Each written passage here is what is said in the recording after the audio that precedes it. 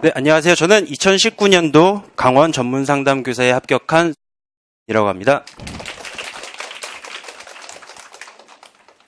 네, 이거 꼭 얘기하라고 해서요. 1년 동안 힘든 내색 없이 아이를 키우고 남편 뒷바라지하느라 고생한 저의 아내에게 너무나도 감사하다는 이야기를 전합니다. 네, 찍혔습니다. 네, 그러면은 바로 시작하도록 하겠습니다. 저는 한국사, 교육학, 전공, 2차 수험생활에 대한 팁을 순서로 말씀드리도록 하겠습니다. 저는 이랬고요.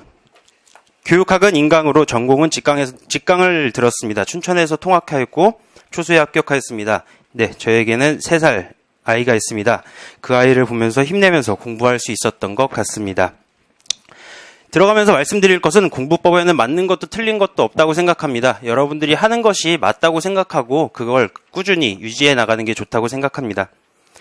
한국사를 아무도 말씀 안 하셨는데요. 이 부분은 간단하게 넘어가면 무료 강의로 흐름을 잡고 최근에 있는 기출문제를 5회분을 저는 낱낱이 분석했습니다. 낱낱이라는 것은 보기에 대한 부분들, 왜 틀렸는지, 왜 맞았는지를 다 분석하는 것을 말하고요. 여기서 팁은 스터디웨이라는 무료 어플이 있어요. 이걸 사용하면은 지금 밑에 사진이 나오고 있는데 이런 식으로 그냥 자기 전에도 풀어볼 수 있고, 저 같은 경우에는 이제 몇 번 안 했지만 아기를 업고서 이제 재울 때 이제 그걸 풀고 뭐 이런 식으로 저는 활용을 했습니다. 그래서 기출을 계속해서 풀어볼 수 있다는 장점이 있으니까 요거는 여러분들 활용하시면 좋을 것 같습니다.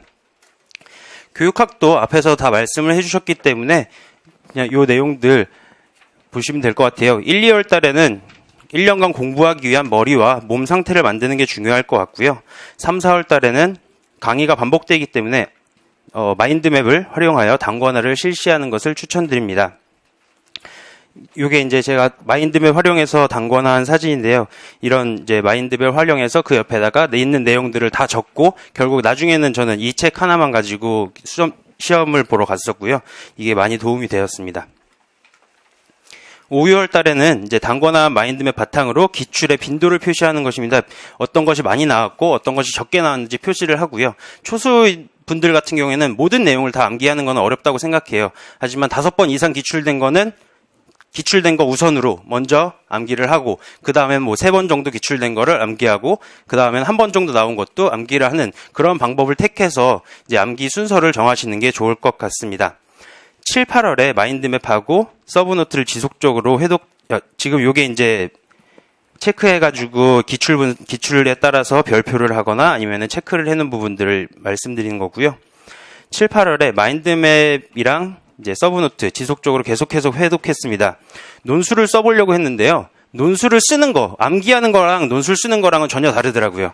이때 저는 도움을 받았던 게, 제가 들었던 강의는 저희 학원의 김모 교수님이었지만 이때 도움을 받았던 거는 고모모 이제 강사님의 300제가 있어요. 그 뒤에 보면은 답안이 쭉 나와 있는데 그 답안을 읽으면서 이렇게 쓰면 되는구나라는 것에 대해서 제가 조금 감을 잡았던 것 같아요.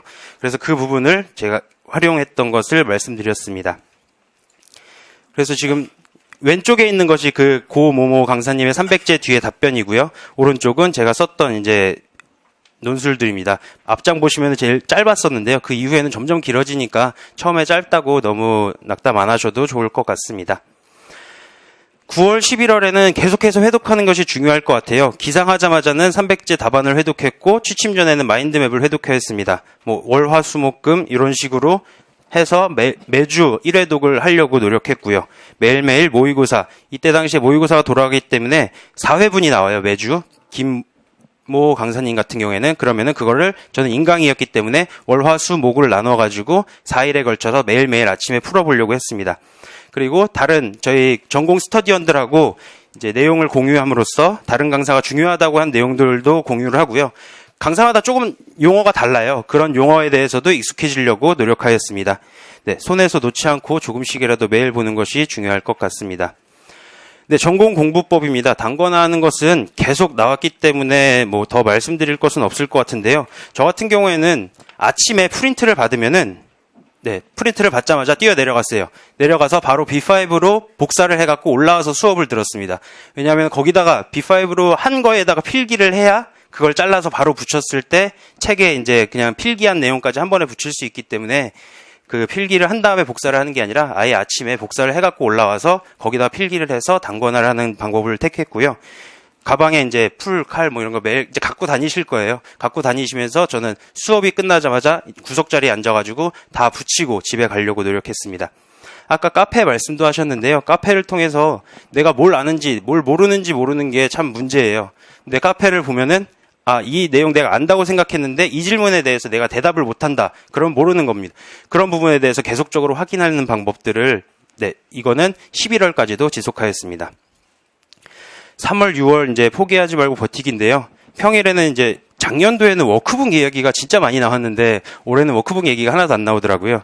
그래서 저는 워크북을 구할 수 있다면 구하셔서 매일 10문제씩 풀어서 월화수목금 매일 10문제씩 풀었고요. 한 500문제 정도 되는데 그거 한 10주 정도에 끝나고 그 다음에는 하루에 거의 한 과목씩 풀면서 계속해서 돌렸습니다. 기출분석 책 같은 경우에는 저는 한 권을 사서 한 권을 재본을 했어요. 깨끗하게. 그래서 한 권은 더럽게 막 거기다가 프린트도 붙이고 답도 쓰고 막 낙서도 하고, 한 권은 지금도 깨끗해요. 왜냐하면은 다시 풀 때 답이 적혀 있으면 아무래도 보여요. 그렇기 때문에 한 권 깨끗한 책을 가지고 있는 상태에서 그 책은 계속해서 회독할 때 사용하는 용도로 저는 사용을 하였습니다. 전체 이론을 정리하고 7월 전국 모의고사 초수 같은 경우에는 꼭 신청하시기 바랍니다. 지금 왼쪽 사진이 이제 워크북이고요. 이렇게 매일매일 적어가지고 10문제씩 인증을 했고, 오른쪽은 위에가 좀 더럽게 쓴 거, 밑에가 깨끗한 책입니다.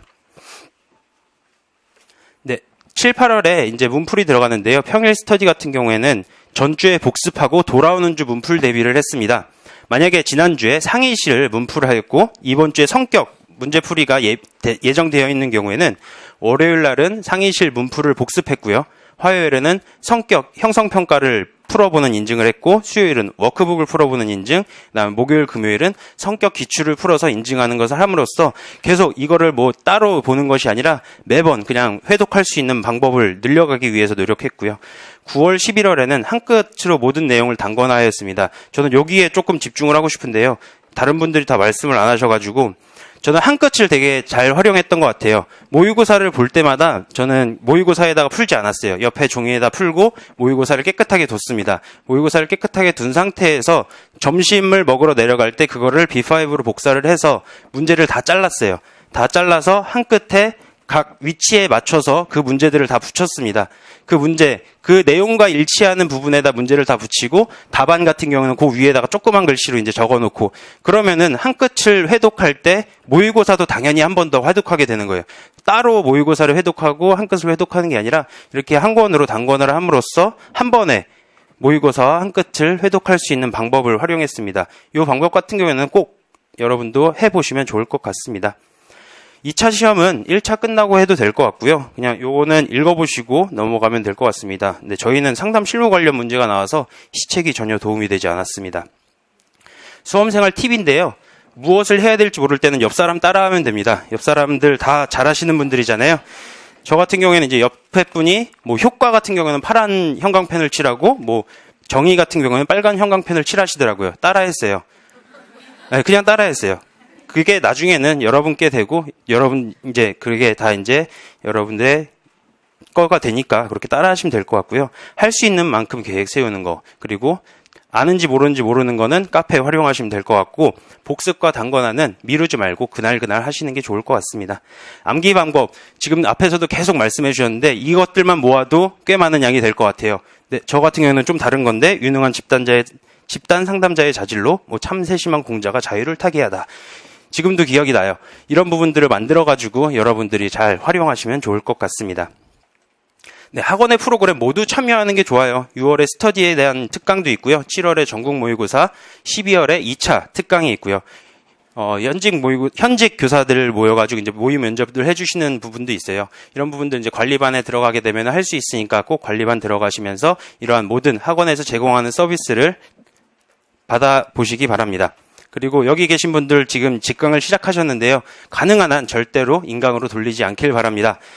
왜냐하면은 아무래도 마음 심적으로도 그렇고 직강에 나오다 보면은 내가 귀찮아도 어차피 해야 되니까 하면서 어쨌든 그런 진도에 늦지 않고 나가게 되어 있어요. 정말 힘들어도 직강을 꼭 추천드립니다. 신체 리듬 일정한 거는 앞에서도 계속 말씀해 주셨고요. 스트레스 풀 수 있는 방법 찾기를 바랍니다. 저 같은 경우에 이제 계속 축구를 계속 했었고, 뭐 야구를 영상으로 보기도 하고 이러면서 스트레스를 풀 수 있는 방법들을 많이 활용했습니다. 네, 하지 말아야 될 것입니다. 초수 같은 경우에는 불안이 높아서 이 강사님만 믿고 가도 될까? 다른 자료를 봐야 되지 않을까? 옆 사람은 다른 자료도 보는데 제 생각에는 필요가 없다고 생각해요. 한 강사, 지금 이준영 교수님의 강의만 충분히 소화해도 저는 합격이 가능하다고 생각합니다. 여러분들이 아무리 불안해서 다른 강사의 자료를 가지고 갖다 놔도 둘 다 이해가 안 돼요, 그러면. 그리고 쌓여있는 자료만 보면서 불안만 더 높아질 수밖에 없어요. 그렇기 때문에 지금 가지고 있는 자료를 최대한 많이 회독하고 소화하는 걸 목표로 하셨으면 좋겠고요. 교육학 이 부분을 읽어보시면 되고, 학습 내용에 있어서의 중요도 판단은 절대 하지 마시기 바랍니다. 안 나온다고 제껴놨던 게 나와요, 꼭. 이 부분은 학습 내용도의 중요도 판단, 이 부분 안 나올 거야, 안 나올 거야, 이렇게 빼는 시기는 시험 이틀 전이라고 생각합니다.